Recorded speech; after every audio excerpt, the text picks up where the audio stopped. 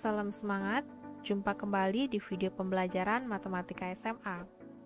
Kali ini kita akan melanjutkan belajar matematika wajib dari kelas 10, yaitu mengenai fungsi. Jadi simak video pembelajaran ini dengan baik ya.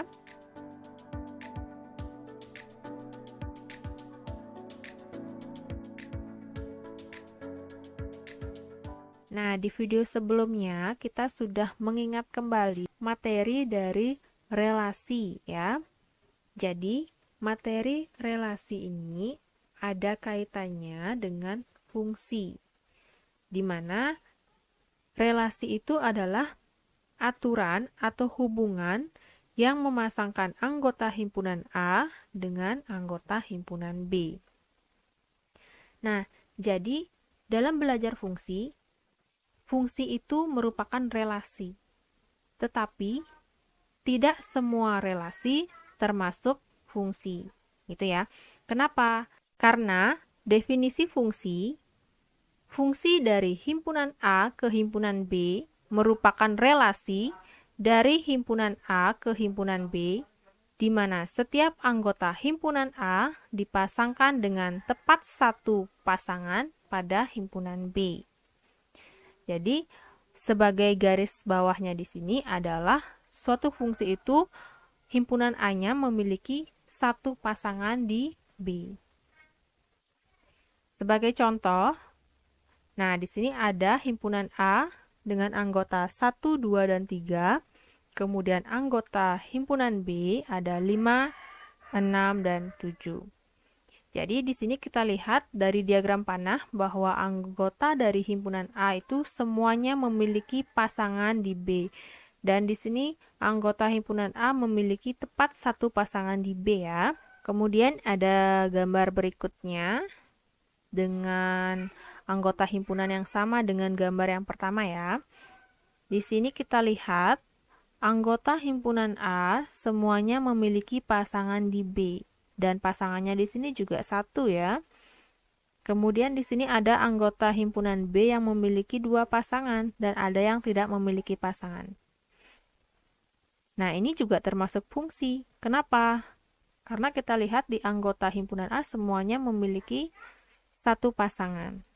Ya. Berikutnya, diagram panah yang ketiga, di sini sama anggota himpunan A dan B-nya. Kemudian kita lihat pasangannya. Di sini ada anggota himpunan A yang memiliki dua pasangan, yaitu ini 2 ya. 2 dipasangkan dengan 5 dan 6.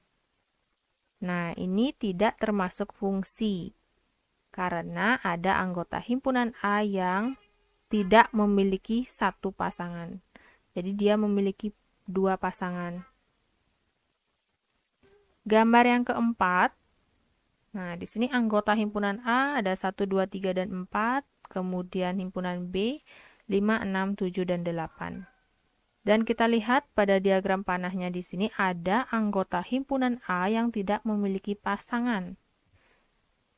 Jadi secara otomatis ini bukan termasuk fungsi ya, karena tidak masuk ke definisi fungsi.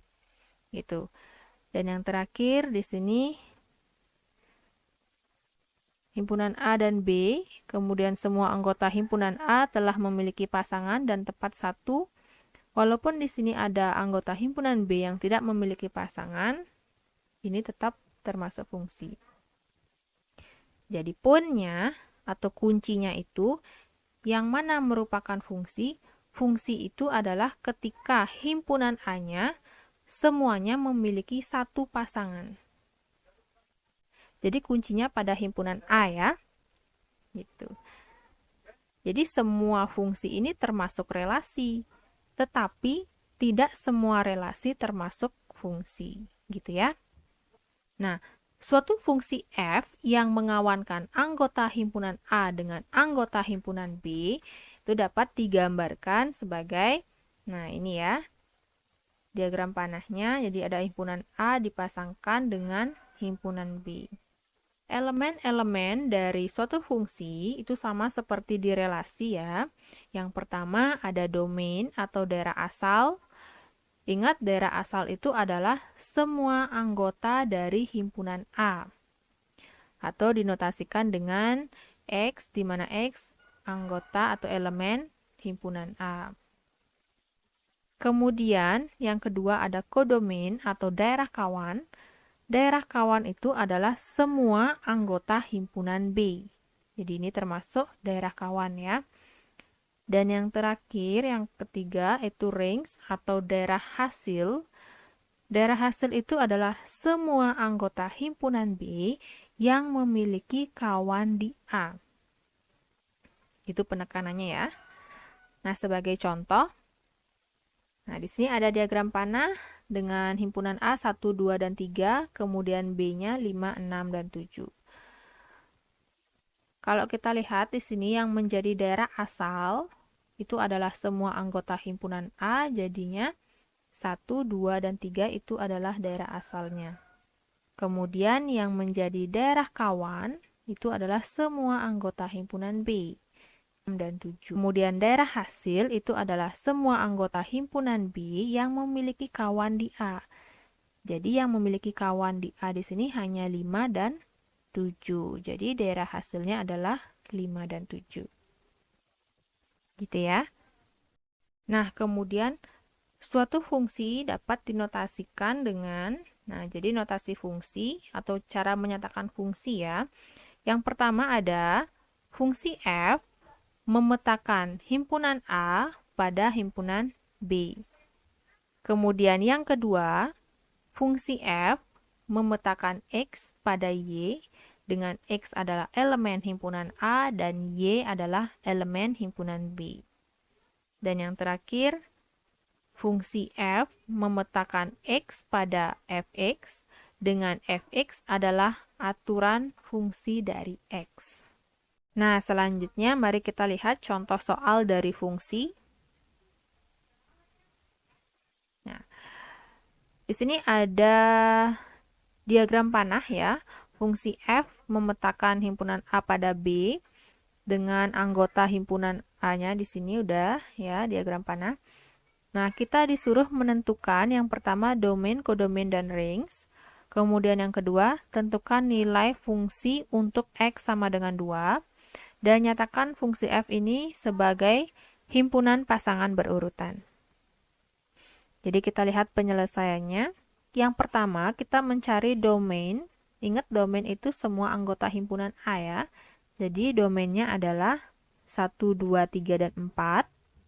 Kemudian kodomain atau daerah kawannya semua anggota himpunan B, jadi A, B, C. Dan daerah hasilnya itu adalah A dan C, sudah jelas ya.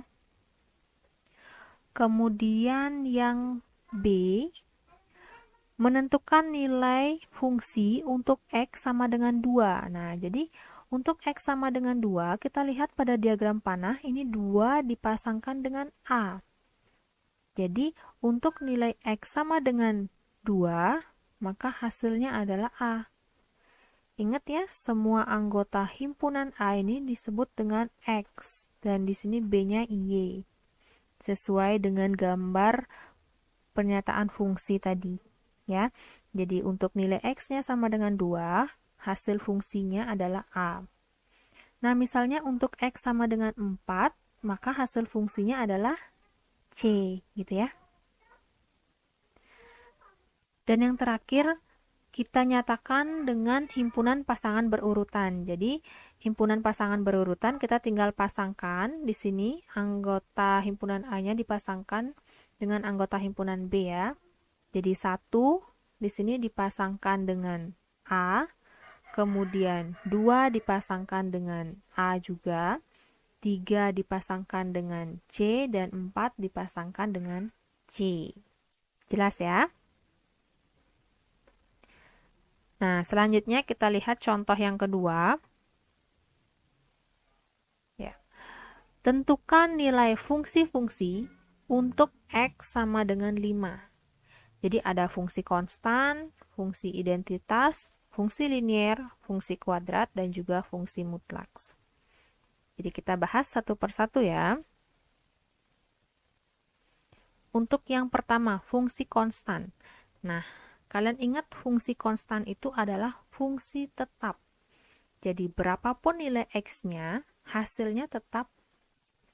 Nah, di sini kan fx sama dengan 12. Jadi karena fungsi konstan, berapapun nilai X-nya pasti hasilnya tetap, yaitu 12. Ya, jadi fungsi konstan untuk fx sama dengan 12. Jadi ketika X-nya 5, hasilnya tetap 12. Fungsi tetap, ya. Yang kedua, fungsi identitas. Untuk Lx sama dengan X. Kalau fungsi identitas, itu berapapun nilai X-nya, hasilnya adalah X itu sendiri.